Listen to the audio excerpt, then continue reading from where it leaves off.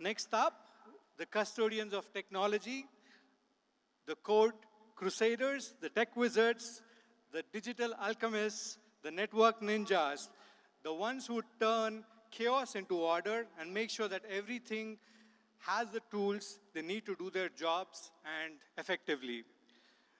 The man of few words, but when he talks, everyone listens. Welcome onto the stage, Mr. Raman. I know how important is IT. Do you guys know how important IT is? You just got a snippet about 30 minutes back when lights went off. And everybody started saying, can you switch on the light? There is no light on the stage. So when you call for an IT, means the business is in trouble. So you better, our job is to make sure that you guys don't call us, which basically means that we have to be very proactive in terms of our strategy to make sure that everything runs smoothly at the back end and as the business grows. So what I wanted to spend some time for the next 10 minutes about in terms of reflection what we did in 2022, because we were pretty quiet. I know I do get some calls during the payroll processing from SSC team around slowness of T3 and sometimes on the Wi-Fi issues and stuff. But there are tons of things that happen at the back end that none of you are aware of it, that we have to keep the systems running. We have 21 locations that we have across India, and also we have a data center with outsourced to NetMagic that resides in Bangalore for enabling and keeping our business running from a T3 and application standpoint. It's a two-node Microsoft SQL Server rack that probably enables your $160 million, million euros business today and continue to scale. There are challenges. I'm sure everybody talks about T3, talks about Ramco and issues, but still for the last year, we have enabled 160 million euros business with the system and technology that we have today in collaboration with SSC and also in collaboration with the business and finance as well. So let me start with some of the reflection points that we have. So for all of you know that at the back end, we have resolved about 9,000 plus cases, both from an application support, network security, and as well as from the production data center services across all the applications with respect to the application side. And T3 application availability is high, even though I think we do have performance issues, and then probably we are working very closely with the Ramco and resolving on a regular basis. But I do want to know that we have 3 nines in terms of the application availability of a T3, and we continue to invest in terms to figure out how do we take to the next level. Now, feature enhancement of middle office, back office, working closely with the BD team on a daily basis, also I think has enabled us in terms of automation, RPA process that we have been working very closely, right? So those have really helped us, and feature capability of almost about 44 different elements within the SSC team we have identified and finance both together, and we are fixing issues proactively at the back end. And that has yielded us a good results in stability of our environment. So very good audit results. I want to thank my team, especially across the entire IT. Can you guys, all IT team, stand up, please?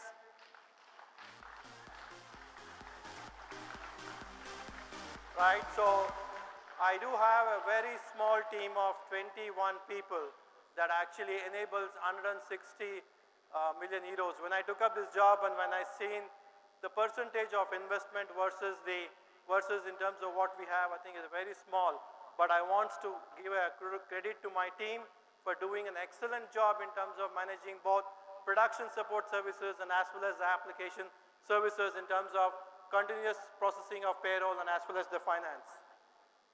So mobile app is another one where we have continually been working closely with the BD team. Around 17,000 users are already onboarded, which is basically interfaced directly with our T3 applications. We have to work very closely with Ramco systems in building the API capabilities and stuff, but that is showing some level of progress that we are making with the mobile app.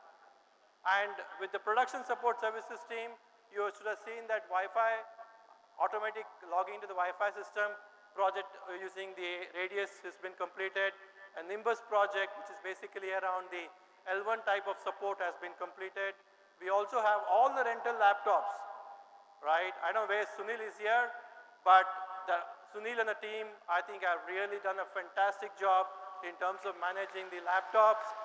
When we have a pandemic issue, we have to go transition from our desktop to laptop so quickly that we have to make that happen.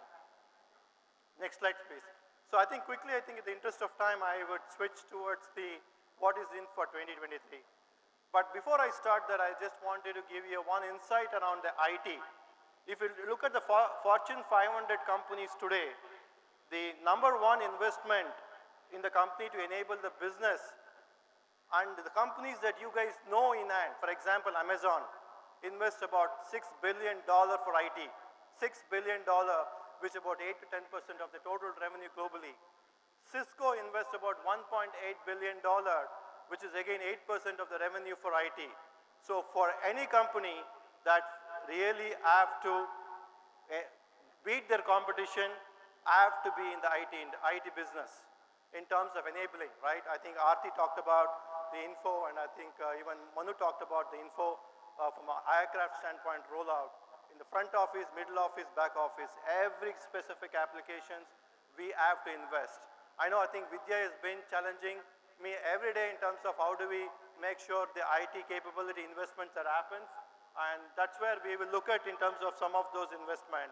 One is basically start off with the process excellence, that what is the fundamental is about our people, who probably look at the processes for a front office, middle office, back office. We wanted to put together a 3-year roadmap for our people working closely with the business in terms of taking the process excellence to the next level.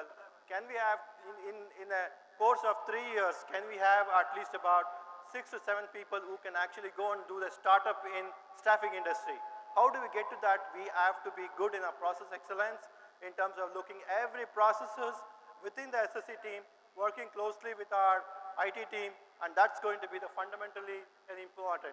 Other thing is the compliance. I know Vidya talks about one of our competitive advantage in the marketplace today is our compliance, which basically means security, that no ransomware attacks happen. I know there was one incident happened recently in the Adecco group. That has a significant high impact. How to really do that to an extent that we can prevent compliance. Robotic process automation, working closely with Akshat and team around in terms of the RPA stuff. We are looking at to invest and bring in a lot more automation within the SSC processes, clearly well from the finance as well. That should give us a good. And the business IT architecture integration and building the team around that would give you a really good career for our employees.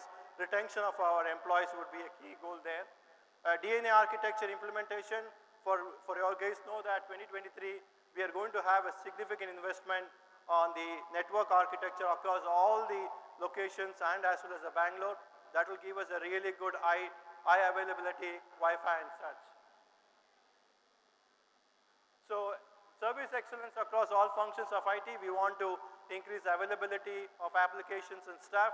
We are working very closely with the incident problem change management team globally, and I had to visit KL in Malaysia. I think we had a collaboration in terms to figure out how do we look at the service excellence across the board and implement on the Indian processes. Risk management and mitigation, how do we really look at the risk part of it, right? How do we look at the businesses today across the board? And we are talking about investments and stuff that are coming in.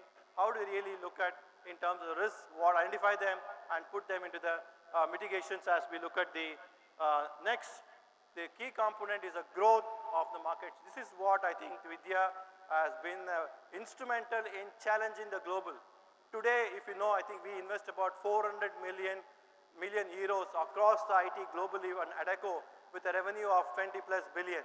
Now, we are actually challenging our global team to bring in capabilities that we could use it for India. And that is where from enabling the growth from the front office standpoint, we do have Info Essential that's going to go live on March 6th. That something is the date that we're looking at for all the PERM area. And then we're also looking at the aircraft ATA solution, which is already started.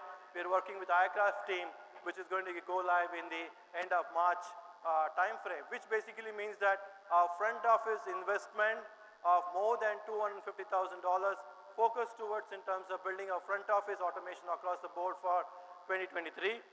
And middle office replacement, I think others touched base on the challenges in the technology, and we are looking at very closely It's around 1 in terms o'clock. of how do we get the middle office strategy in place. A lot of our competitions have built this capability in-house, but we have to look at and see how do we look at our, in terms of acquisitions or get some product lines which are in the middle office. And Dynamics 365, I do have some finance business colleagues are attending sessions today. So we do have investment of more than 1.7 million for India to looking at the dynamics for the entire back office, the strategy around looking at enabling our processes within the entire financial accounting, ledger management, AR, AP and stuff with the Dynamics 365 global rollout that's going to happen. And actually we kicked off last week with the global team coming in here, which is significant in terms of the investment. So what you're seeing is actually the global team has taken India seriously and investment is coming in. And that's what I wanted to take this time, and thank you for everybody listening to you. And as well as I want to thank my team actually for making this happen, a wonderful journey of 2022. And we're looking forward to make sure that we are at the back end quiet and working proactively so that you guys don't need to call us for issues. As long as lights are on, we are good as business. Thank you.